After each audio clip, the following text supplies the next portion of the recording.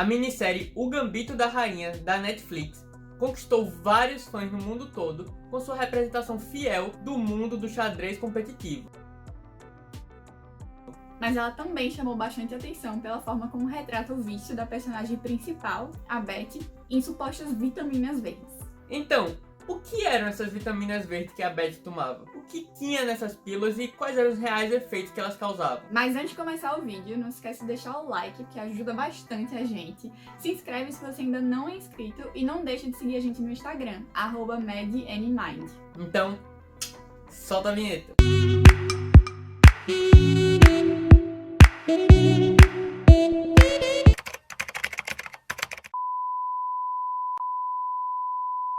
A história se passa no final dos anos 50 e nos anos 60 e acompanha a vida da Betty, que é uma recém-órfã que se descobre um prodígio no xadrez, mas tem de lidar com a dependência química e o alcoolismo no caminho para se tornar campeã mundial de xadrez. Aos 9 anos de idade, Betty começa a tomar umas vitaminas verdes diariamente, dadas pelo orfanato em que ela passa a morar. Com isso, vão surgindo alguns sintomas que já nos dão uma ideia do que é que ela pode estar tomando. Alguns episódios mais à frente, já adulta, ela vai comprar esse mesmo remédio e chama pelo nome de Librium. E é aí que matamos a charada. Librium é justamente o nome comercial do clordiazepóxido, o primeiro fármaco de uma classe muito famosa de remédios contra a ansiedade chamada de benzodiazepínicos, que foi descoberto justamente no final dos anos 50. Com certeza você já ouviu falar do diazepam e do famoso Rivotril, o clonazepam.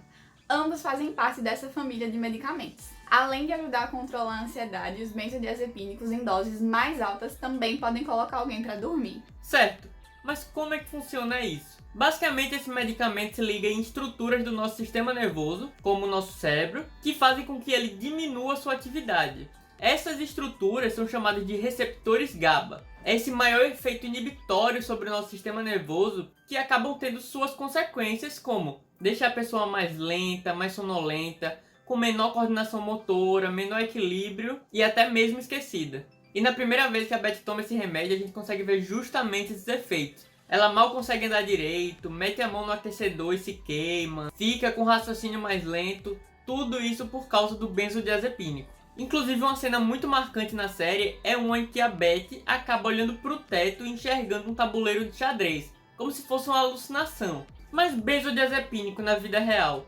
também pode causar esse sintoma?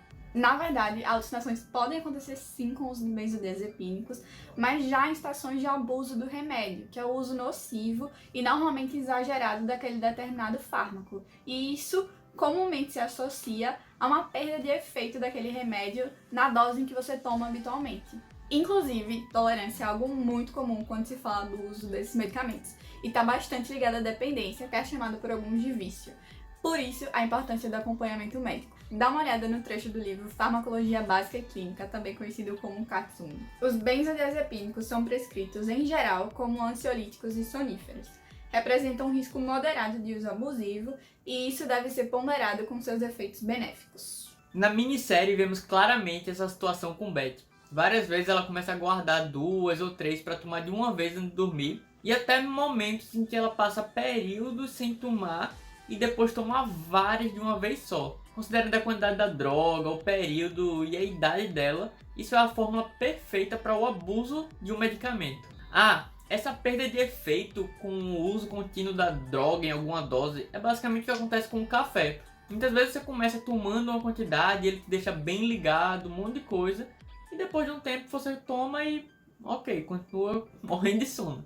É que seu corpo acaba se acostumando com essa quantidade, muitas vezes por um mecanismo que tem a substância, como o café, tem a estrutura, que é o receptor, e acaba o seu corpo diminuindo a quantidade desses receptores, e aí o efeito não é o mesmo de antes. E aí, numa situação dessa, não é raro o indivíduo acabar aumentando a dose daquele fármaco que ele estava usando para compensar. E desse modo é que muitas vezes os indivíduos também acabam entrando em dependência, que é quando você, ao tirar o medicamento dessa pessoa, ela acaba entrando em uma crise de abstinência. E por causa desse grande risco de abuso e dependência associado aos benzodiazepínicos, é que muitas vezes o seu tratamento recomendado seja de curta duração. Inclusive, a gente consegue ver a Betty em franca síndrome de abstinência quando é instituída aquela lei estadual que proíbe o uso de calmantes em crianças, E aí as meninas param de receber as pílulas verdes e as vitaminas verdes lá no orfanato. Daí em diante ela começa a ficar cada vez mais agitada, agressiva, impaciente. E a própria Jolene, que é uma amiga dela no orfanato, percebe isso e confronta ela em determinado momento da série.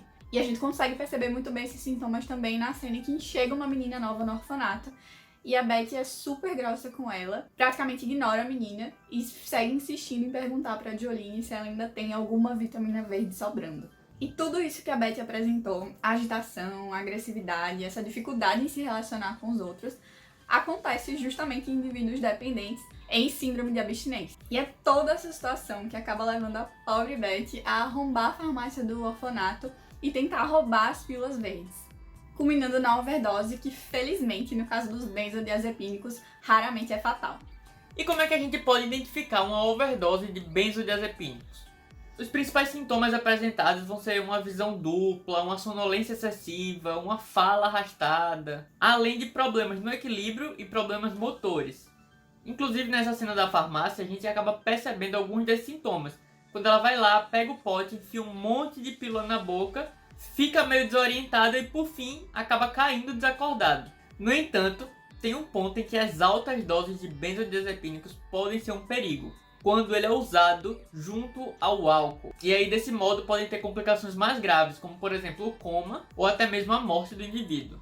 Na própria série, inclusive, a Betty, ao final de sua adolescência e início da vida adulta, começa a fazer o uso dessas duas substâncias juntas, mas felizmente nada disso aconteceu com ela, pelo menos até que a gente saiba. Então é isso, pessoal, esse vídeo fica por aqui, espero que vocês tenham gostado desse estilo novo que a gente trouxe, comentando essa parte mais da medicina envolvendo a série. Não esquece de deixar o like se você ainda não deixou no nosso vídeo, se inscrever se você ainda não é inscrito, comentar o que você achou, sugestão de novo vídeo, o que você achou da série também, e de seguir a gente lá no Instagram, @MediaInMind. Então é isso, até a próxima.